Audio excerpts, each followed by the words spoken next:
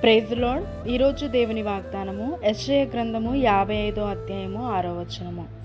యెహోవా మీకు దొరకు కాలమునందు ఆయనను వెతుకుడి, ఆయన సమీపములో ఉండగా ఆయనను వేడుకొనుడి. దేవుడు దగ్గరగా ఉన్నాడని చెప్తున్నాడు. నేను దగ్గరగా ఉన్నప్పుడు నన్ను వెతకండి, మీకు కావలసినది నేను దయచేస్తాను. మీకు ఏది కావాలో కోరుకునడి, నేను సమీపముగా ఉన్నాను గనుక మీకు దయచేస్తానని దేవుడు వాగ్దానం చేస్తున్నాడు.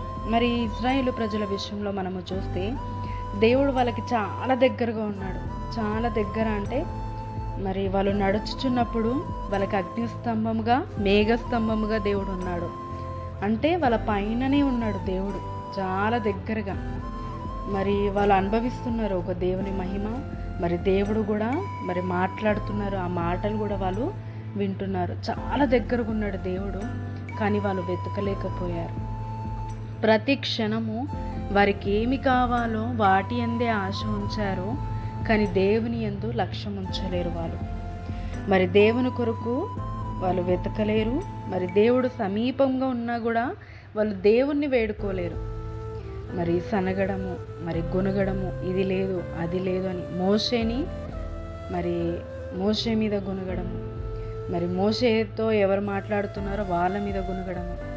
అంటే దేవుడు దగ్గరగా ఉన్నా ఇంత బలము చేత మమ్మల్ని విడిపించిండు, మనం ఆహారము పెట్టడా, మాకు నీళ్ళు ఇవ్వడా అని వాళ్ళు బాధపడుతున్నారు. కానీ ఆ సనుగుతున్నారు, గొనుగుతున్నారు, కానీ దేవుని వెతకలేరు. మోషేలాగా వెతకలేరు, మోషేలాగా అడగలేరు వారు. వాళ్ళు అందుకని వాళ్ళకి ప్రతిదీ ఆలస్యముగా జరిగింది. 40 రోజులలో పోవాల్సిన కానాను దేశం కూడా 40 సంవత్సరములు పట్టింది. ఆ విధముగా వారు కఠిన బానిసత్వంలో ఉండిపోవాల్సి వచ్చింది. దేవుణ్ణి వాళ్ళు వెతకలేరు, దేవుణ్ణి వాళ్ళు కోరుకోలేదు. అయినప్పటికీ దేవుడు ఇచ్చినాడు, కానీ ఆలస్యముగా. ఈరోజు దేవుడు నీలోనే ఉన్నాడు, నీకు సమీపముగా ఉన్నాడు. మనలో ఎవరున్నారు? పరిశుద్ధాత్మ దేవుడు ఉన్నాడు కదా, మనతోనే నివసిస్తున్నాడు. మనకి ప్రతి విషయంలో గైడ్ చేస్తున్నాడు, సహాయము చేస్తున్నాడు, మాట్లాడుతున్నాడు. నిత్యము ప్రతి మాటలో కూడా దేవుని యొక్క ప్రేరేపణ మనలో నుంచి కలుగుతుంది. ఎందుకంటే పరిశుద్ధాత్మ దేవుడు మనలో ఉన్నాడు. ఏది తప్పు ఏది ఒప్పు, మనలో ఒక పశ్చాత్తాప హృదయాన్ని కూడా కలుగజేసేది పరిశుద్ధాత్మ దేవుడి సహాయం వలని. దేవుడు మనలో ఉన్నాడు, మనం వెతుకుతున్నామా దేవుణ్ణి? పరిస్థితులని వెతుకుతున్నామా?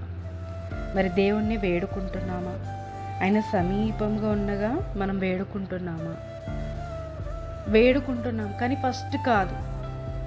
వెతుకుతున్నాము దేవుణ్ణి, కానీ ఫస్ట్ కాదు. మనకి కావాల్సింది ఫస్ట్ వెతుకుతున్నాము, మనకి కావాల్సింది ఫస్ట్ ఇతరులని కోరుకుంటున్నాము. ఇతరుల దగ్గర నుంచే సహాయం అవుతుంది. కానీ దేవుడు చెప్తున్నాడు, నీకు దగ్గరగా నేనున్నాను, మొదటగా నన్ను వెతుకు, నేను నీకు సమస్తమును అనుగ్రహిస్తాను. ఎందుకు మొదటగా దేవుణ్ణి వెతకలేకపోతున్నామంటే దేవుడు ఎంత గొప్పవాడు అనేది దాన్ని బట్టే మనము వెతుకుతాం. ఈరోజు మనుషుల తర్వాత దేవుణ్ణి వెతుకుతున్నావా? మనుషులకే నువ్వు ఎక్కువగా ప్రాధాన్యత ఇస్తున్నట్టు, దేవుణ్ణి కొద్దిగా తక్కువగా నువ్వు అనుకుంటున్నావు. అంటే దేవుడు అని అనుకుంటున్నావు, కానీ మనుషుల నుంచి ముందుగా వస్తుందని కాదు. దేవుణ్ణి నువ్వు మొదట వెతికినట్టయితే నీ ప్రతి సమస్యను మొదటగా దేవుడికి తెలియచేయాలి. నీ ప్రతి ఆలోచన మొదటగా దేవుడికి తెలియచేసినప్పుడు, నీ ప్రతి విన్నపము మొదటగా దేవుడికి తెలియజేసినప్పుడు దానిలో ఆయన కార్యము ప్రారంభమవుతుంది. దాని తర్వాత నీ ప్రయత్నము నువ్వు చేసినప్పుడు దేవుని సహాయము నీకు అందుతుంది. ఈరోజు దేవుడు అదే చెప్తున్నాడు, నేను నీలోనే ఉన్నాను, నీతోనే ఉన్నాను, నీకు దగ్గరగా ఉన్నాను. ఈ కాలమందు నువ్వు వెతికి వేడుకొని ప్రతి విషయంలో విడిపింపబడాలని దేవుడు కోరుతున్నాడు. దేవుణ్ణి వెతికి మనం అనేక మేలులు పొంది గొప్పగా ఆశీర్వదింపబడదాము. ఆమేన్. ప్రార్థన. తండ్రి, యేసుక్రీస్తు నామమున ప్రార్థిస్తున్నాము. నీవు మాలో ఉన్నావు తండ్రి. ప్రతి విషయంలో నువ్వు మాకు తోడుగా ఉన్నావు.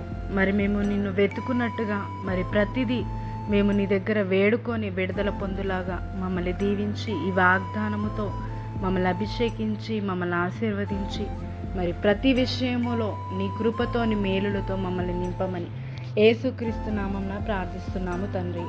ఆమేన్. ఈ వాగ్దానము మీ అందరి జీవితంలో నెరవేర్చబడి మీరు దేవుణ్ణి వెతికి మరి గొప్ప మేలులతో నింపబడుదురుగాక. ఆమేన్.